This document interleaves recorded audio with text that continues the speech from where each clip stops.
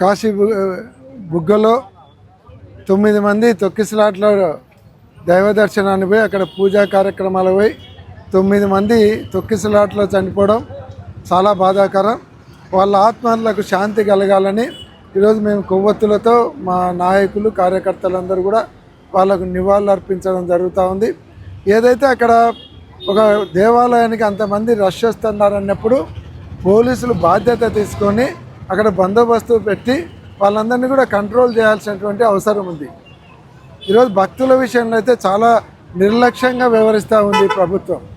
పోలీసులందరూ కూడా opposition party వాళ్ళని arrest చేసే దాంట్లో, కేసులు పెట్టే దాంట్లో చూపిస్తున్నటువంటి శ్రద్ధ భక్తుల ప్రాణాలను కాపాడడంలో చూపించడం లేదు. ఉదాహరణ, మొన్న తిరుపతిలో 6 మంది చనిపోవడం తొక్కిసలాటలో. చరిత్రలో ఎప్పుడు తిరుపతిలో తొక్కిసలాటలో చనిపోలేదు. సింహాచలంలో 7 మంది చనిపోవడం తొక్కిసలాటలో. ఈరోజు 9 మంది. అంటే ప్రభుత్వం ఎంత నిర్లక్ష్యంగా వ్యవహరిస్తూ ఉంది. భక్తుల ప్రాణాల కంటే వాళ్ళకు లెక్కే లేదు. కాబట్టి ఇదంతా కూడా ప్రభుత్వ వైఫల్యము. దీనికి పూర్తి బాధ్యత ప్రభుత్వం వహించాల్సినటువంటి అవసరం ఉంది.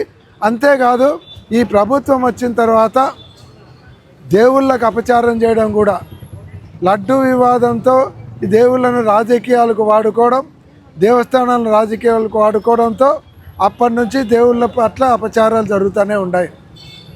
ఆ లడ్డు వివాదం వచ్చిన తర్వాతనే తిరుపతిలో 6 మంది చనిపోవడం జరిగింది.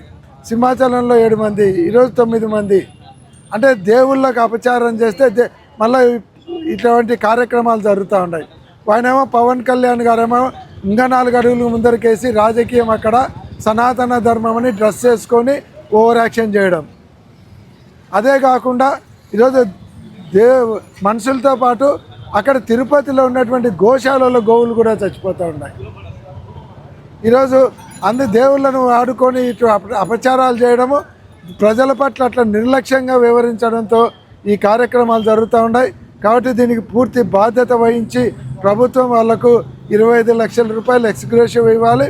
అంతేకాకుండా చంద్రబాబు నాయుడు గారు ఇప్పటికైనా ఆయన చేసినటువంటి పాప ప్రక్షాళనకు స్నానం చేసి తడిగుడ్డలతో ఆయన దేవుని సమక్షంలో పోయి అక్కడ హోమాలు చేసి పాప ప్రక్షాళన చేసుకొని ఆయన భగవంతుని క్షమాపణ కోరాలని కూడా మేము తెలియజేస్తున్నాం. ఈరోజు ఆ దేవాలయం కట్టినటువంటి 90 సంవత్సరాల వ్యక్తిని అరెస్ట్ చేయడం చాలా దారుణం. అట్లా అనుకుంటే కనుక తిరుపతిలో జరిగిన సంఘటనకు టీటీడీ చైర్మన్ను, టీటీడీ ఈవోను అరెస్ట్ చేయాలి. సింహాచలంలో జరిగినటువంటి సంఘటనకు సింహాచలం ఈవోను, సింహాచలం చైర్మన్ కూడా అరెస్ట్ చేయాలి. 90 సంవత్సరాల వ్యక్తిని అరెస్ట్ చేసి రేపొద్దున ఎవరైనా దేవాలయం కట్టడానికి కూడా భయభ్రాంతులను చేయడం మంచి పద్ధతి కాదని మేము తెలియజేస్తూ, చనిపోయిన వారి కుటుంబాలకు ప్రగాఢమైనటువంటి సంతాపం తెలియజేస్తూ వాళ్ళ ఆత్మకు శాంతి కలగాలని భగవంతుని ప్రార్థిస్తూ ఉన్నాం.